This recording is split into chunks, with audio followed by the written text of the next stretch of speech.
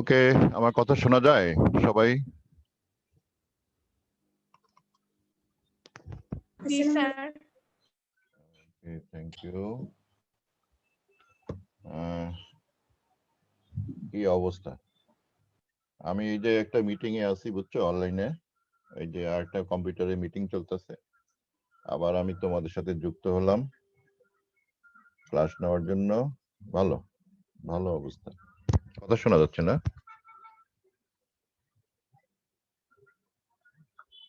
আচ্ছা, তোমরা সবাই যখন আমি বলবো যে ভিডিও অন করতে, তখন সবাই ভিডিও অন করবে। তোমাদেরকে ছবি তুলতে হবে এবং আমাকে গভর্নমেন্টের কাছে রিপোর্ট করতে হবে। এটা আমাদের বাধ্যতামূলক একটা কাজ দিয়েছে।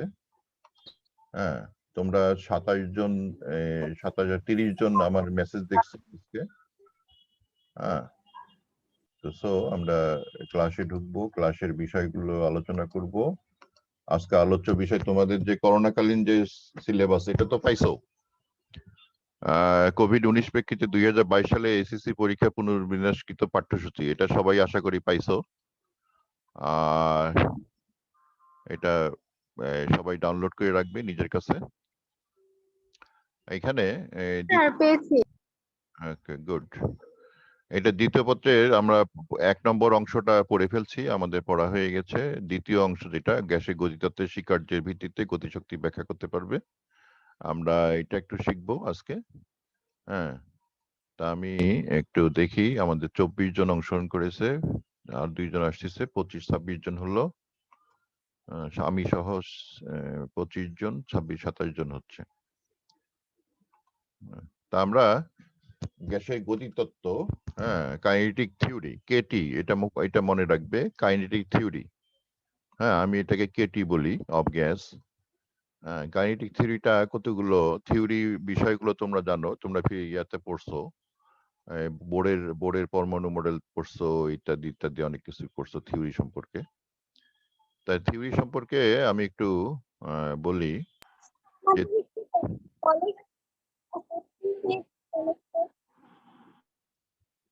বুঝতে পারলাম না, আবার বলো।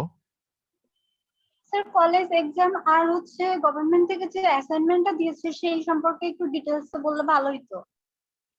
অ্যাসাইনমেন্টের নিয়ম এখনো দেয় নাই, আজকে মনে হয় দেওয়ার কথা, আমি এখনো পাই নাই। হ্যাঁ, আর স্যার আমাদের এক্সাম কি হবে? অ্যাসাইনমেন্টের উপরেই মনে হয় তোমাদের নাম্বারিং হবে পরীক্ষার সব। এইচএসসি পরীক্ষা মনে আর হবে না। করে এক্সাম হবে না। হ্যাঁ, আর ইয়ার চেঞ্জ এক্সাম যে হওয়ার কথা ছিল, ওইটা সবকিছু সিদ্ধান্ত আমরা গভর্নমেন্ট থেকে পাবো। আমরা তো সিদ্ধান্ত নিচ্ছিলাম যে ইয়ার চেঞ্জ পরীক্ষা নিব, কিন্তু হঠাৎ করে গতকালকে, এই যে গত পরশুদিন এই যে নতুন নিয়ম আসার পরে অ্যাসাইনমেন্টের নিয়ম আমাদের উপরে দিছে, সরকার চিঠি দিছে। তো এই জন্য আমাদের একটু অপেক্ষা করতে হচ্ছে, এটা নিয়মগুলো আসুক, আসার পরে তোমাদের জানাবো। অ্যাসাইনমেন্ট দেওয়া হবে, অ্যাসাইনমেন্ট আমরা দিব বা গভর্নমেন্ট থেকে দিবে, আমরা সেগুলি তোমাদের কাছে পাঠাবো এবং সেগুলি মূল্যায়ন করব।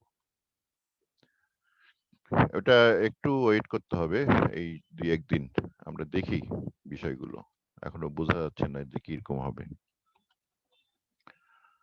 তোমরা সবাই চ্যাট বক্সে রোল লিখে দিবে। হ্যাঁ, স্যার আমাদের যে 20 তারিখে পরীক্ষা নেওয়ার কথা বললো কেমিস্ট্রি স্যার, না হবে না, ওইটা হবে না, ওটা তো স্থগিত করা হয়েছে। পরীক্ষা গতকালকে স্থগিত করে দেওয়া হয়েছে, এখনো তোমার হয়তো স্যার জানে না। আচ্ছা, যাই হোক, আমরা পড়া শুরু করি। ওটা পরীক্ষা যখন হবে আমরা আগে জানিয়ে দেব, অন্তত 1 সপ্তাহ 3-4 দিন সময় তো দিবই।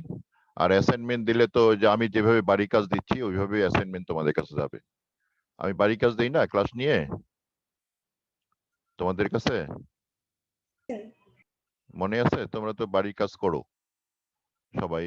এই যে যেমন এইখানে গতকালকে এ সেকশনে ক্লাস নিয়ে আমি বাড়ির কাজ দিছিলাম। এরকম বাড়ির কাজ তো তোমরা করো, এবং সেটা পাঠানোর জন্য বলছি কিভাবে পাঠাইতে হবে। তো তোমরা একটু সবাই এই বিষয়ে অ্যালার্ট থাকবে। বাড়ির কাজগুলো করলে অভ্যস্ত হবে, আস্তে আস্তে তোমরা এই অ্যাসাইনমেন্ট গুলো করতে পারবে। আচ্ছা, যাই হোক, গ্যাসের তত্ত্ব বলতে আমি যেটা বোঝাচ্ছিলাম, যে তত্ত্ব বলতে একটা কোনো কথা, যে কথাটা সবকিছু ব্যাখ্যা করতে পারে। তা আমি গ্যাসের গতিতত্ত্বকে আমি এইভাবে বলি, এটা হলো আমার নিজস্ব মতামত, এটা তোমরা আবার কোনো বইয়ের মতামত ধরো না। হ্যাঁ, এটা হলো নিজস্ব মত। গ্যাস হলো সংঘর্ষে লিপ্ত অণুর সমাবেশ। এই এক কথাতেই অত এখানে অবশ্য বলতে পারি গতিশীল অণুর সমাবেশ, যে তারা গতিশীল থাকবে।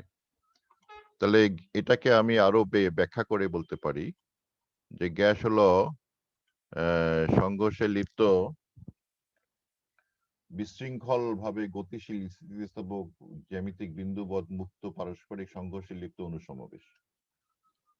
আর গ্যাস সরলরেখায় চলতে থাকে।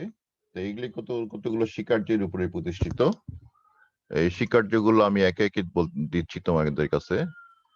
প্রথম যে স্বীকার্য, এটা একটু ভালো করে খেয়াল রাখবে, পরেরটা এই যেটা দিচ্ছি, অণুর ধারণা। প্রথম স্বীকার্য হলো অণুর ধারণা, যে একটা গ্যাস অণু দিয়ে গঠিত। এই কথাটা প্রথমে বলছে তারা। আগে তো অণুর ধারণা ছিল না, পরে আস্তে আস্তে যে অ্যাভোগাড্রো অণুর ধারণা দিছে। তারপরে যে কথাটা বলা হচ্ছে যে অণুর আকার, যে অণুর আকার গুলো হলো, অণুর আকৃতিটা হচ্ছে তোমার জ্যামিতিক বিন্দুর মতো। জ্যামিতিক বিন্দুর তো কোনো আকার আয়তন নাই। অণুর ক্ষেত্রে আকার আয়তন বিবেচনা করা হয়নি। এটা খুবই একটা ইম্পর্টেন্ট একটা ধারণা, কারণ যে এইটা কিন্তু আমাদের ভুল ধারণা। আমরা জানি যে অণুর আকার আয়তন আছে, কিন্তু এই ভুল ধারণাটা আগে স্বীকার করা হয়েছিল যে জ্যামিতিক বিন্দুর মতো এটা। সো অণুর আকার এত ক্ষুদ্র যে পাত্রের আয়তনের তুলনায় অণুসমূহ মোট আয়তন বর্জনযোগ্য। স্বাধীন অণুসমূহ কোনো স্থান দখল করে না। এই হলো এই স্বীকার্যের মূল কথা। আর ৩ নম্বর স্বীকার্য যেটা ছিল, সেটা তোমাদের বইয়ে অনেক স্বীকার্যগুলো নানান ভাবে লেখা আছে, কিন্তু আছে অনেক, সবগুলো স্বীকার্যই আছে, কিন্তু কেউ আগে দিছে কেউ পরে দিছে, এই আর কি। গতির ধারণা, অণুসমূহ বিরামহীন ইতস্তত বিশৃঙ্খল গতিতে সর্বদা গতিশীল থাকে, বিচরণশীল। তা এই কথাটা আমরা ছবি আকারে দেখতে পারি, ছবি আছে এটার জন্য, যে এরকম একটা দিক বিদিক ছবি আমরা চিন্তা করতে পারি বিভিন্ন দিকে। এটাকে বলা হয় ব্রাউনীয় মুভমেন্ট। হ্যাঁ, এরকম এই যে এক জায়গা থেকে শুরু হলো, এটা এদিক ওদিক ঘুরতে ঘুরতে ঘুরতে ঘুরতে এই যে এইখানে এসে ঠেকলো। আসলে সেই অনেক পথ অতিক্রম করছে, কিন্তু গেছে অল্প একটু। এটা হলো এই বিশৃঙ্খল গতির একটা উদাহরণ। আচ্ছা, আমরা এখন একটা ছবি নিতে পারি ক্লাসের, কারণ ছবিটা আমার পাঠাইতে হবে গভর্নমেন্টের কাছে, প্রধানমন্ত্রী নিজেই দেখেন এটা। হ্যাঁ, সো আমি ছবি নেই, তোমরা একটু ভিডিও গুলো অন করো, তাহলে ছবি নিতে সুবিধা হবে। দ্বিতীয় বর্ষ না, সরি, প্রথম বর্ষ, বিষয় হলো রসায়ন 2।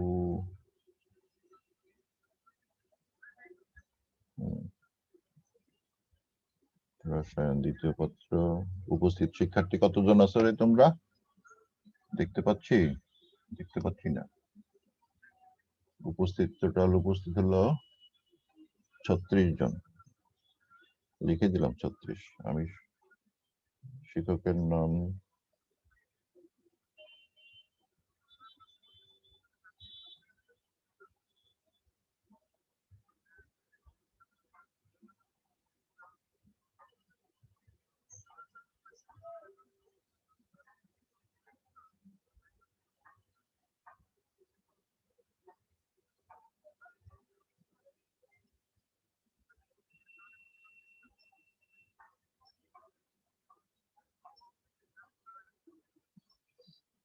সবাই একটু ভিডিও অন করো তো, 1 সেকেন্ড 2 সেকেন্ডের জন্য, তাড়াতাড়ি ছবি তুলবো।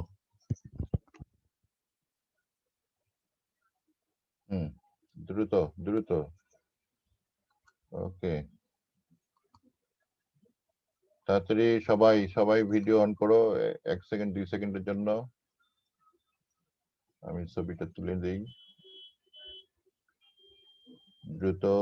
এখনো সবাই অন করোনি।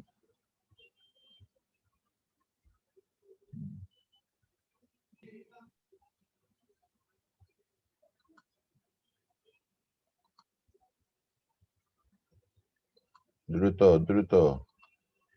ওকে, ছবি নেই।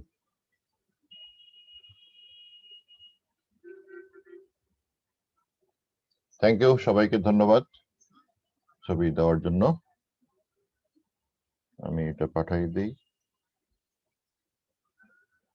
হুম, 36 দাখিল করুন। Thank you.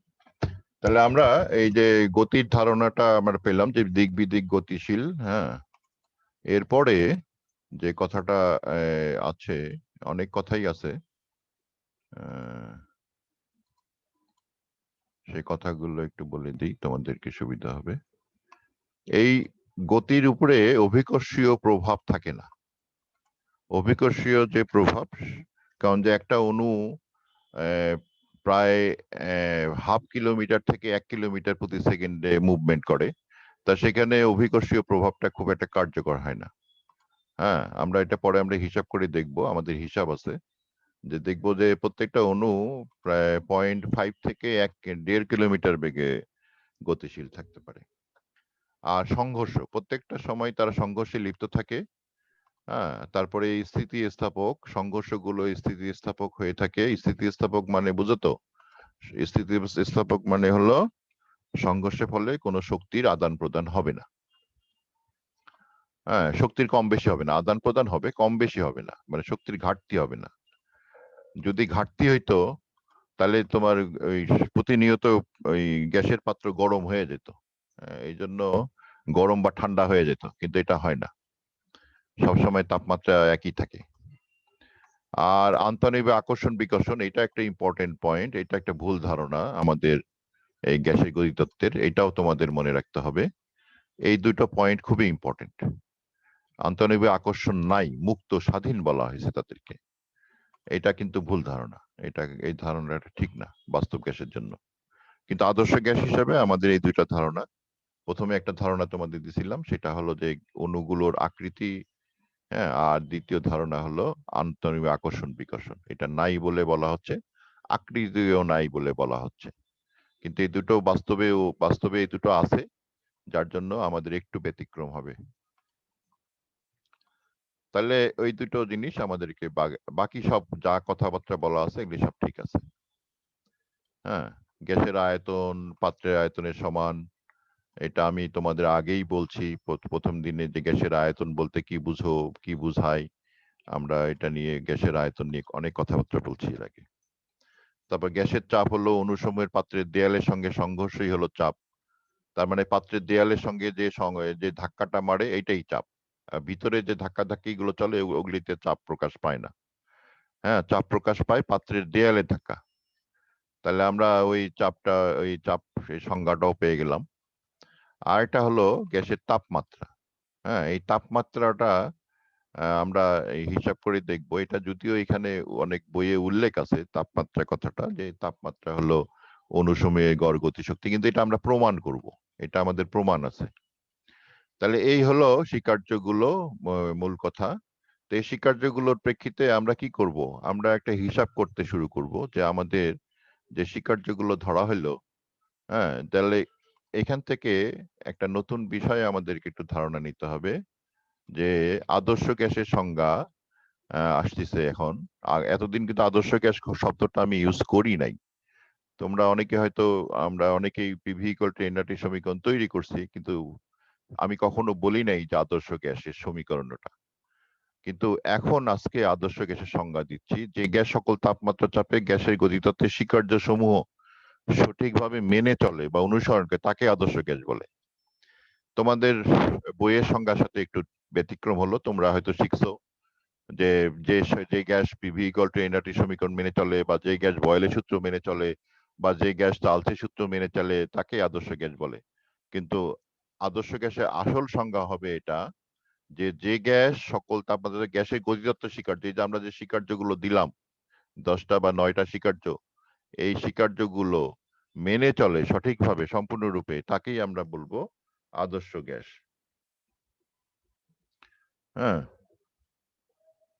তাহলে এখানে আদর্শ গ্যাসের যে আমি যে কথাটা বললাম, এটা একটু ভালো করে খেয়াল রাখবে তোমরা, আদর্শ গ্যাস কাকে বলে। তাহলে এই আদর্শ গ্যাসের বিষয় যখন আমরা, এই যে গ্যাসের যখন আমরা যে বিষয়গুলো আসতেছে, তাহলে এই বিষয়গুলো যেহেতু গতি কথাটা আসছে, তাহলে আমাদেরকে তো গতিক বিষয়টা নিয়ে আসতে হবে, তাই না? তাহলে গতি বিষয়টা নিয়ে আসতে গেলে আমি তাহলে প্রত্যেকটা অণুর গতিকে চিন্তা করি, তো আমাদের চিন্তা করা যেতে পারে, আমরা তো মানুষ, আমরা চিন্তাশীল প্রাণী। তা আমরা প্রত্যেকটা অণুর বেগকে আমরা C1 C2 C3 Cn দ্বারা প্রকাশ করি। আমার অনেক বইয়ে V1 V2 ব্যবহার করছে, কেউ U1 U2 ব্যবহার করেছে, আমি C ব্যবহার করছি কারণ স্ট্যান্ডার্ড সব বইয়ে C দেওয়া আছে। তাহলে এই যে বিভিন্ন বেগ, বুঝতে পারছিস তো, বিভিন্ন বেগ চিন্তা করছি আমি অণুর জন্য। তো এই বিভিন্ন বেগের জন্য যদি একাধিক বেগ যদি থাকে, তাহলে আমরা তো সব অণুগুলো আলাদা থেকে ধরে ধরে বেগ মাপতে পারবো না। হ্যাঁ, আমরা হয়তো গাড়ির বেগ মাপতে পারবো বা এই ধরনের কিছু, কিন্তু আলাদা করে ওই যদি আমি গুগলে কোনো এলাকার যদি দেখি, গুগল ম্যাপের মধ্যে যদি আমি ট্রাফিক জ্যাম দেখি, ট্রাফিক জ্যামের গাড়ির প্রত্যেকটা গাড়ি বেগ আলাদা করতে পারবো না, কিন্তু আমি ট্রাফিক জ্যামটা দেখতে পাবো যে জ্যামটা এগিয়ে যাচ্ছে না ফাঁকা হচ্ছে। সিমিলারলি গ্যাসের অণুর ক্ষেত্রেও আমরা প্রত্যেকটা অণুর বেগ আমি চিন্তা করলাম, তাহলে গ্যাসের অণুগুলোর বেগগুলো চিন্তা করে, তাহলে আমাদের এটা গড় বেগ চিন্তা করতে হবে। গড় বেগকে, গড় তো তোমরা জানো যে মাথার উপরে বার দিয়ে দেখানো হয় বা এরকম থার্ড ব্র্যাকেট, অ্যাঙ্গেল ব্র্যাকেট দিয়ে দেখানো হয় গড়কে। স্ট্যান্ডার্ড বইগুলোতে দেখবে অ্যাঙ্গেল ব্র্যাকেট দেওয়া আছে। তাহলে এই গড় বেগ তাহলে কি হবে, বেগগুলো সমষ্টি ডিভাইডেড বাই এন, অনুসংখ্যা।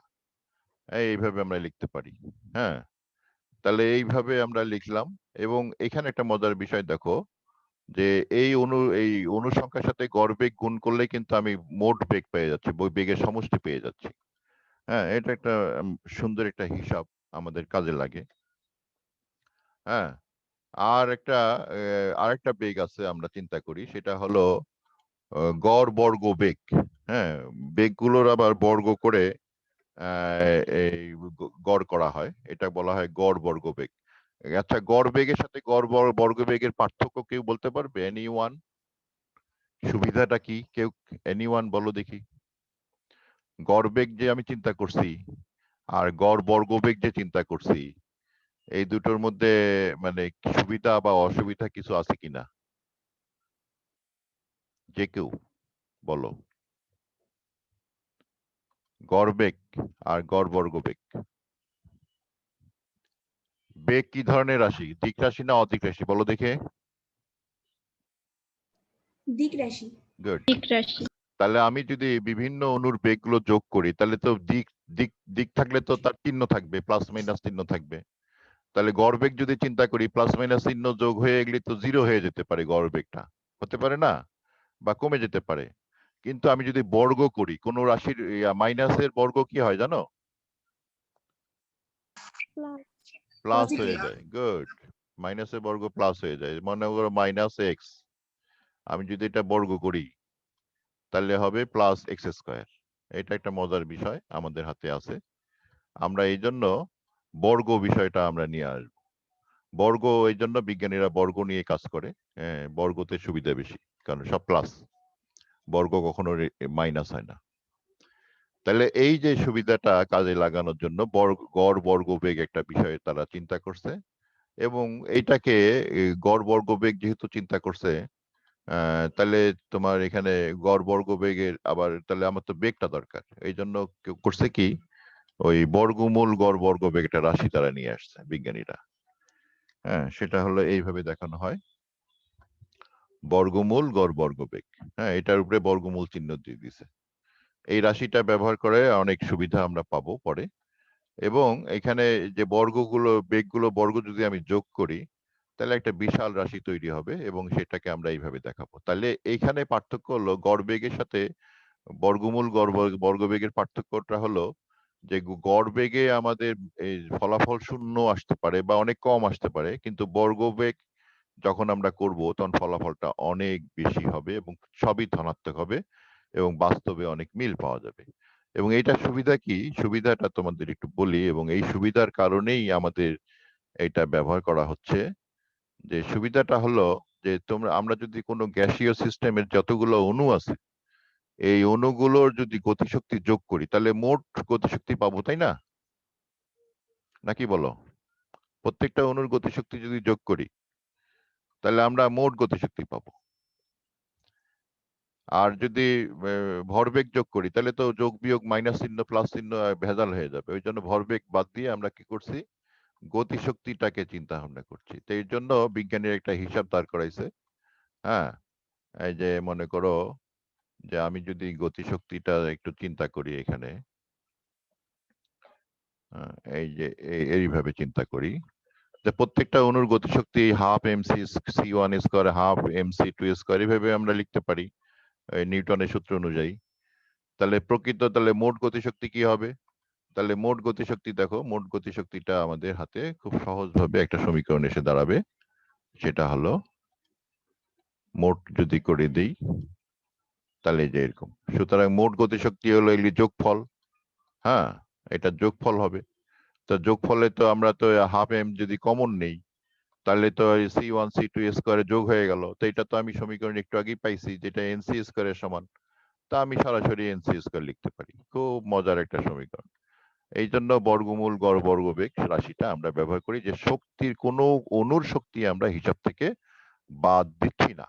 হ্যাঁ, হিসাব থেকে বাদ যাচ্ছে না। তো এই হলো এই হিসাবের সুবিধা। তা এইটার উপরে এই বেগগুলো চিন্তা করে বিজ্ঞানীরা ওই দুইজন বিজ্ঞানী ক্লোসিয়াস এন্ড বিজ্ঞানী ম্যাক্সওয়েল, দুইজন বিজ্ঞানী এটা চিন্তা করছেন। সেটাতে আমি পরে যাই। বিজ্ঞানী ক্লোসিয়াস তোমাদের তো ক্লোসিয়াস, বিজ্ঞানী ক্লোসিয়াস ফিজিক্সে পড়বে তোমরা, যে বিজ্ঞানী ক্লোসিয়াস এই হিসাব নিকাশ করে একটা সমীকরণ দিয়েছেন যেটাকে বলা হয় গতীয় সমীকরণ। হ্যাঁ,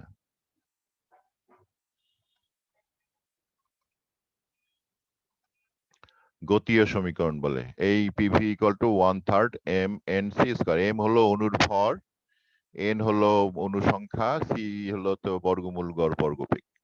এই সমীকরণটা বিজ্ঞানী ক্লোসিয়াস তৈরি করছেন।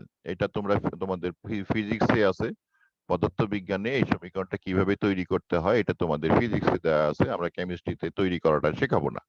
আমরা এই সমীকরণটা সরাসরি ব্যবহার করব, ডাইরেক্ট ইউজ। আর একটা কাজ করেছে বিজ্ঞানী ম্যাক্সওয়েল। বিজ্ঞানী ম্যাক্সওয়েল ওই এই এই হিসাব নিকাশের উপরে ভিত্তি করে, হিসাবটা হলো যে এই হিসাবটা লিখে দিই যে উনি কি কি শর্ত ব্যবহার করছে। হ্যাঁ, টি পরম তাপমাত্রায় ভি আয়তনের পাত্রে এম ভরের এন সংখ্যক এম আণবিক ওজনের অণুর প্রতি বেগ, যে আমরা যে বেগগুলো একটু আগে চিন্তা করছি, এই বেগগুলো নিয়ে বিজ্ঞানী ম্যাক্সওয়েল দেখালেন যে গড় বেগটা যেটা আমরা একটু আগে বড় বড় হিসাব করছি, সেই হিসাবটা এরকম একটা সমীকরণ এসে দাঁড়ালো 8 RT/πm। এটাকে আর আমরা জানি আর বাই অ্যাভোগাড্রো সংখ্যাকে আমরা বোলসম্যান ধ্রুবক বলি। আর এম কে অ্যাভোগাড্রো সংখ্যা দিয়ে ভাগ করলে একটা অণুর ভর পাওয়া যায়। তা এটাকে আবার 8 kBT/π ছোট হাতের এম, ছোট হাতের এম বলতে অণুর ভর, এই যে এম ভরের অণু। হ্যাঁ, আর এম হলো আণবিক ওজন। এই দুইটার সাথেই আমরা সম্পর্ক করতে পারি। তাহলে এই সমীকরণটা লিখে নাও সবাই, কারণ এটাকে বলা হচ্ছে গড় বেগের সমীকরণ। হ্যাঁ, সবাই লিখে নাও। আর বিজ্ঞানী ম্যাক্সওয়েল আবার হিসাব করেই তিনি বিশাল হিসাব করছিলেন। আমি এই হিসাবটা মাস্টার্স লেভেলে যাই করছিলাম, তোমাদের এখন দরকার নেই, এখন মুখস্থ করবে। আর যদি কারো কেউ মনে করো যে আমি শিখবো, তাহলে ওই উচ্চতর শ্রেণীতে যে শিখো। এখানে এই হিসাবের পদ্ধতিগুলো আমরা শিখাইনি বা শেখাবো না। এটা যারা অনার্স টনার্স করে যাবে তারপর তারা শিখবে। হিসাবের একটা পদ্ধতি আছে, সেই পদ্ধতিতে তাদের যেতে হবে। তাহলে এই যে গড় বর্গমূল গড় বর্গবেগ, এটাও বিজ্ঞানী ম্যাক্সওয়েল হিসাব করে বের করছিলেন। যে এখন একটা নতুন কথা বলি, সেটা হলো যে এই যে বেগগুলো আছে, যে আমি যে C1 C2 C3 ইত্যাদি যে বেগগুলো আমরা ধরছি, এই বেগগুলো তোমার রেঞ্জ তো কত থেকে কত হতে পারে বলো দেখি? এই বেগগুলো রেঞ্জ তোমার 0 থেকে শুরু করে বৃহৎ মান পর্যন্ত হতে পারে। হ্যাঁ, অসীম হবে না, বৃহৎ কোনো মান হবে। অসীম হইলে আবার ক্যাচাল আছে।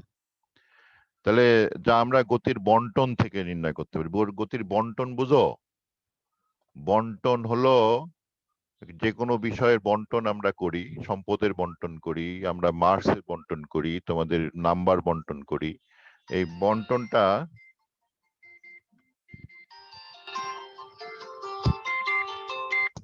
হ্যালো আদাব, জি।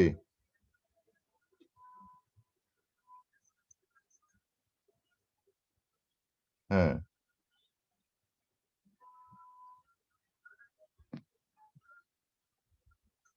হুম। জি। আচ্ছা দেবনি। ক্লাস থেকে বেরোয় দিচ্ছি। আমি ক্লাস নিচ্ছি এর ফাঁকে। আচ্ছা, ওকে।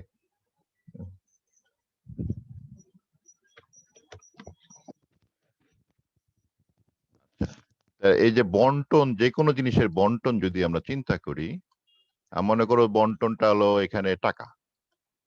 হ্যাঁ, এই টাকা বন্টন করতে পারি মানুষের মধ্যে। হ্যাঁ, তাহলে এই টাকা বন্টন এখানে মানুষের সংখ্যা। হ্যাঁ, মানুষের সংখ্যা। তো এই সংখ্যার সাথে টাকা বন্টন করলে এরকম একটা গ্রাফ পাওয়া যাবে। সিমিলারলি তোমাদের যে পরীক্ষার নাম্বার গুলো বন্টন করি, এখানেও কিন্তু আমরা এরকম গ্রাফ পাই। আমি তোমাদের যে লাস্ট পরীক্ষাটা নিয়েছিলাম, মাসিক পরীক্ষা, ওখানে আমি এরকম একটা সুন্দর গ্রাফ পাইছিলাম। আমার কাছে খুব পছন্দ হয়েছিল। হাইয়েস্ট নাম্বার পাইছিল 40, নিম্ন নাম্বার পাইছিল কত 5 না কত। মানে এই 5-এর নিচে 0 কেউ পাই নাই, আর 40-এর উপরে 50 কেউ পাইনি। সো এরকম একটা গ্রাফ আমি পাইছিলাম, আমার কাছে খুব পছন্দ হয়েছে, এবং এই সম্পদ বন্টনটা ঠিক আছে, মানে প্রপারলি হয়েছে। আর যদি কোনো গ্রাফ যদি এরকম হয় যে এইখানে চলে যায়, তাহলে এখানে কিছু বায়াসনেস আছে। বায়াসনেস বুঝো? কিছু দুর্নীতি আছে। দুর্নীতি মুক্ত সমাজ পাইতে গেলে আমাদের বন্টন ঠিক মতো হওয়া লাগবে। তো সিমিলারলি এই অণুর যে বন্টনের কথা বললাম আমি একটু একটু আগে, যে আমি বলতেছি যে এই বেগসমূহ 0 থেকে বৃহৎ মান পর্যন্ত হতে পারে। এর জন্য বিজ্ঞানী ম্যাক্সওয়েল এই হিসাব নিকাশ করে সমীকরণ দাঁড় করিয়ে সেই সমীকরণের একটা রূপ তিনি গ্রাফ আকারে দিয়েছেন। এই গ্রাফটা তোমাদের বইয়ে আছে, দেখবে অনেক বইয়ে এরকম। হ্যাঁ, এইটাকে বলা হয় পপুলেশন গ্রাফ, বা এই ধরনের কিছু গ্রাফ, বন্টনের গ্রাফ, ডিস্ট্রিবিউশন গ্রাফ এইরকম হয়। এই ডিস্ট্রিবিউশন গ্রাফে এখানে ভেলোসিটি গুলো, বেগ গুলো নিচের দিকে থাকে, আর এদিকে ফ্র্যাকশন অফ মলিকুলস গুলো থাকে। তো এই গ্রাফটা একটু আমাদের বুঝতে হবে। এই যে এখানে যে হাইয়েস্ট যে চূড়া, এই চূড়া থেকে যদি আমি এদিকে রেখা টানি, তাহলে এখানে যে ফ্র্যাকশনে এটা গেছে, দিস ইজ তার অনুসংখ্যা। তাহলে এই চূড়াটা যে পজিশনে আছে, সেই পজিশনে যে বেগটা আমরা আছি, দিস ইজ কল হলো একটা বেগ বলা হচ্ছে। এটা একটা নাম আছে, এটার নাম হলো সম্ভাব্যতম বেগ। তাহলে সম্ভাব্যতম একটা বেগ, একটা বিষয় আমাদের হাতে আসলো, নতুন একটা টার্ম, এবং এই টার্মটাই তোমাদেরকে একটু বুঝতে হবে, কারণ এইটাও আমাদের একটু পড়া আছে। হ্যাঁ, তো সেই বিষয়টাই আমি এই এই এই হিসাবটা বিজ্ঞানী ম্যাক্সওয়েল নিজে করেছেন, যেহেতু ওনার হিসাব নিকাশ। তাহলে আমরা সেই সম্ভাব্যতম বেগের একটা রাশিমালা উনি তৈরি করে দিয়েছেন। ওটা অনেক জটিল একটা হিসাব, যে জন্য আমি হিসাবটার মধ্যে যাই নাই, বা ওইটা আমরা যাব না।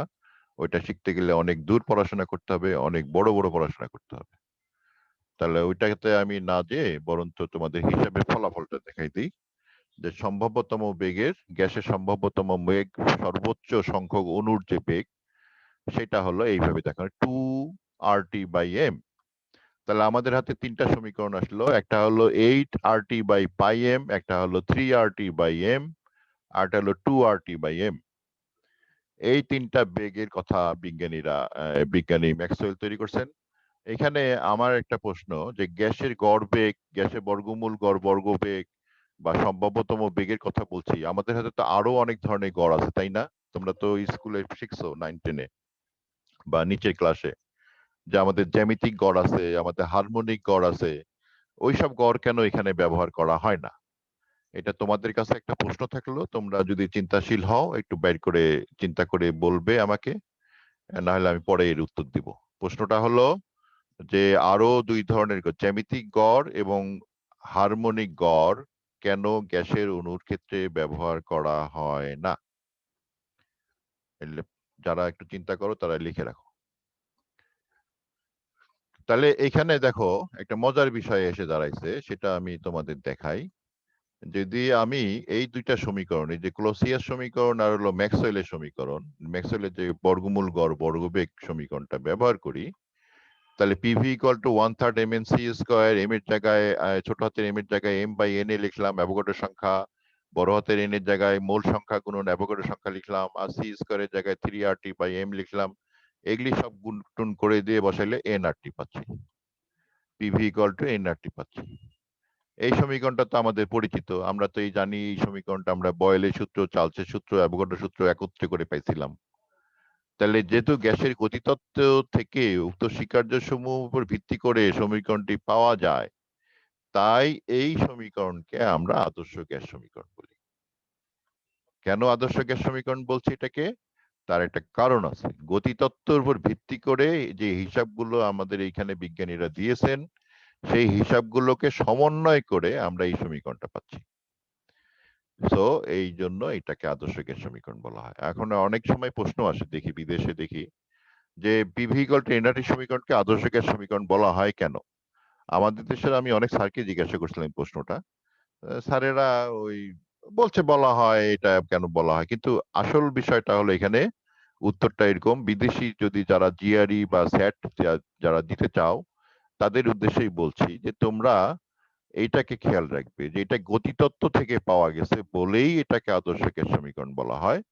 এটা কিন্তু ওই পিভি মানে বয়েলের সূত্র, চার্লসের সূত্র, অ্যাভোগাড্রো সূত্র একত্রে করে পাওয়া গেছে। তো ওটা কিন্তু বাস্তব গ্যাস নিয়ে পাওয়া গেছে। বয়েল, চার্লস, অ্যাভোগাড্রো বাস্তব গ্যাস নিয়ে কাজ করেছেন।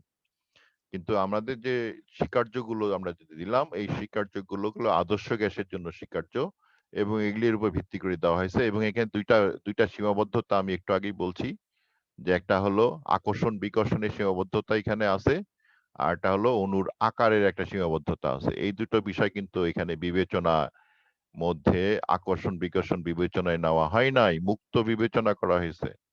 এবং আকারগত সিদ্ধান্ত দেওয়া হয়েছে যে আকার নাই, শূন্য আকার। তো সো তোমরা একটু এই বিষয়টা খেয়াল রাখবে দয়া করে। হ্যাঁ, আর তোমাদের মেসেজ কি তোমরা দিছো? আমি তো মেসেজ দেখতে পাচ্ছি না। হ্যাঁ, চ্যাট বক্সে মেসেজ দিছো? হ্যাঁ, গুড। ওকে, আমি এটা একটু কপি করে নেই, টাইম নেই। হ্যাঁ,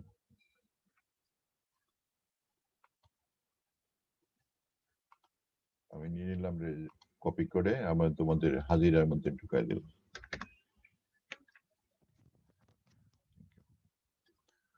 তাহলে আমরা নতুন বিষয় কিছু শিখলাম, যে গ্যাসের গতিতত্ত্ব বিষয়টা কি, গতিতত্ত্ব থেকে কিভাবে শক্তির হিসাব করা হয়।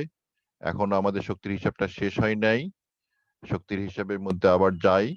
আমাদের শক্তির হিসাবে আমরা যে সমীকরণটা পাইছিলাম সেটা তোমাদের মনে আছে, যে আমরা এরকম একটা সমীকরণ পাইছি। এই সমীকরণে যদি আমি c স্কয়ারের মানটা, যে c এর মানটা যদি বসাই দেই, তাহলে কি দাঁড়ায়?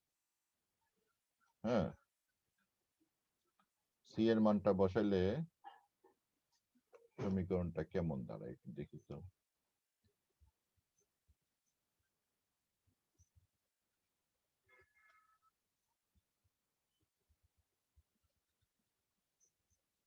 c এর মানটা বসালে সমীকরণটা দাঁড়াচ্ছে হলো,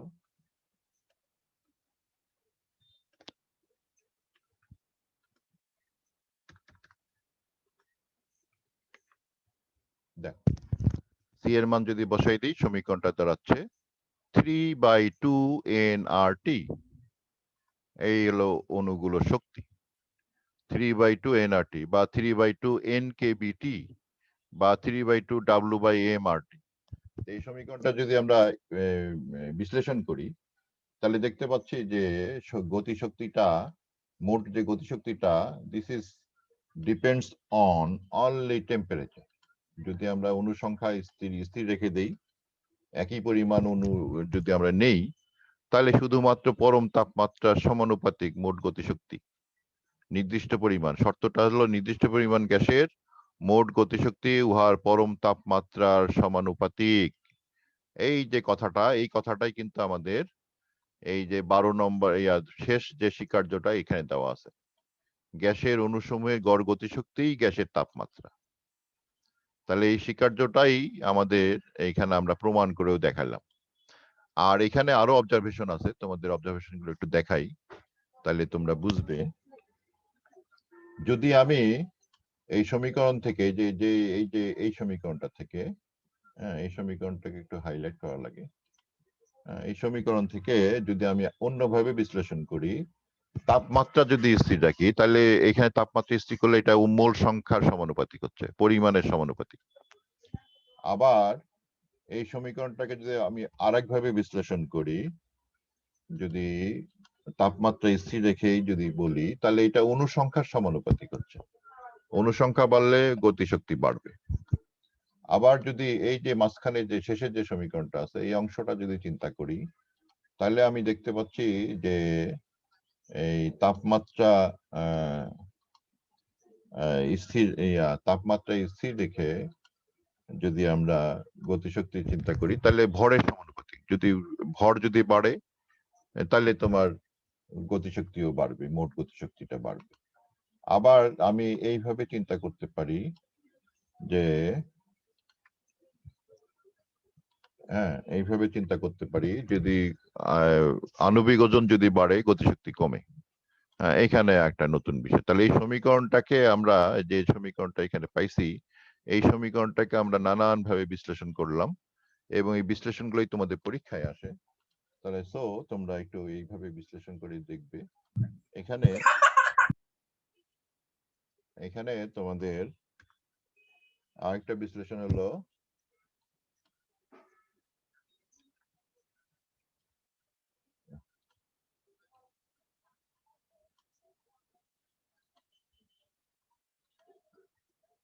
অনুপ্রতি গতিশক্তি। অনুপ্রতি গতিশক্তি যদি আমি চিন্তা করি, তাহলে টোটাল গতিশক্তিকে অনুসংখ্যা দিয়ে ভাগ করতে হবে, সরাসরি কে বিটি, অর্থাৎ অনুপ্রতি গতিশক্তি ও পরম তাপমাত্রা সমানুপাতিক।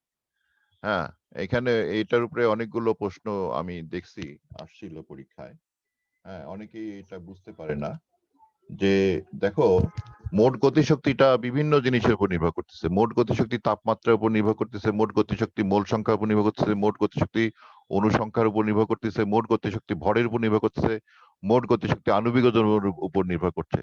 কিন্তু অনুপ্রতি গতিশক্তির মধ্যে কিছুই নাই, শুধুমাত্র তাপমাত্রা আছে। এটা একটা মজার বিষয়, যে এই একটা বিষয় আমি এখানে তোমাদের দেখছি, এরকম প্রশ্ন হয়েছিল। একটা প্রশ্ন তোমাদের দেখাই, যে দুটি গ্যাসের গড় গতিশক্তি কখন সমান হয়? তাপ সমান থাকলে, আণবিক ভর সমান হলে, তাপমাত্রা সমান হলে, আয়তন সমান হলে। তাহলে উত্তর কোনটা হবে বলো দেখি? তাপমাত্রা সমান হলে। গুড, তাপমাত্রা সমান হলে। এইটা কিন্তু প্রশ্নটার মধ্যে একটু ভেজাল আছে, দুটি গ্যাসের বলছে, গ্যাসের অণুর বলেনি, কিন্তু প্রশ্নটা ভুল আছে। এখানে যদি কেউ উত্তর দেয় আণবিক ভর সমান হলে, তাও কিন্তু উত্তর গ্রহণযোগ্য হবে। তাহলে এখানে যেটা বলতে হবে, যে দুটি গ্যাসের অণুর কথাটা বলতে হবে, অণুর গড় গতিশক্তি কখন সমান হবে, তাহলে তোমার প্রশ্নটা ঠিক আছে। এই প্রশ্নটা একটু ভুল ছিল, এবং অনেকেই যারা খ অ্যান্সার করছে তাদেরকেও আমাদের নাম্বার দিতে হয়তো বলে মনে করছি আমি, এবং যারা গ অ্যান্সার করছে তাদেরকে তো অবশ্যই নাম্বার দিতে হবে। এখন যে প্রশ্নটা করা হলো, গ্যাসের অণুর গড় গতিশক্তি কখন সমান হবে, তার তাপমাত্রা সমান হলে, এইটা হলো মূল কথা। তাহলে এই বিষয়টা একটু খেয়াল রাখবে তোমরা। আমরা দেখতে পেলাম যে মোট গতিশক্তিটা অনেক বিষয়ের উপর নির্ভর করলেও অণুর প্রতি গতিশক্তি শুধুমাত্র একটি বিষয়ের উপর নির্ভর করে, that is the temperature only. এই হচ্ছে আমাদের পড়া, আজকের পড়া। আমাদের যে পড়ার যে প্রথমে যে টার্গেটটা ঠিক করছিলাম আজকে, গ্যাসের গতিতত্ত্বের স্বীকার্য এবং সমীকরণ থেকে গতিশক্তির হিসাব, আমরা এটা করে ফেললাম। আমাদের সব হিসাব নিকাশ হইলো, এবং এইটার উপরে অনেক অঙ্ক আছে তোমাদের বইয়ে। গতিশক্তি বর্গমূল গড় বর্গবেগের অঙ্ক আছে, মানে তোমাদের শক্তি নির্ণয়ের অঙ্ক আছে। এই অঙ্কগুলো বাসায় বসে বসে করবে, তোমাদের বইয়ে দেওয়া আছে বিভিন্ন অঙ্ক। আমি অঙ্কগুলো সব ঢুকাই দিব, তোমাদের দেখাই দিই, এখানে আমি দিয়ে দিব। তোমরা অঙ্কগুলো বাসায়, আমি উদাহরণগুলো দিয়ে দিব, বিভিন্ন বইয়ে যে উদাহরণগুলো দেওয়া আছে। এখন একটা প্রশ্ন তোমাদের আমি করতে চাই, যারা পড়ছো বা বুঝছো, সেটা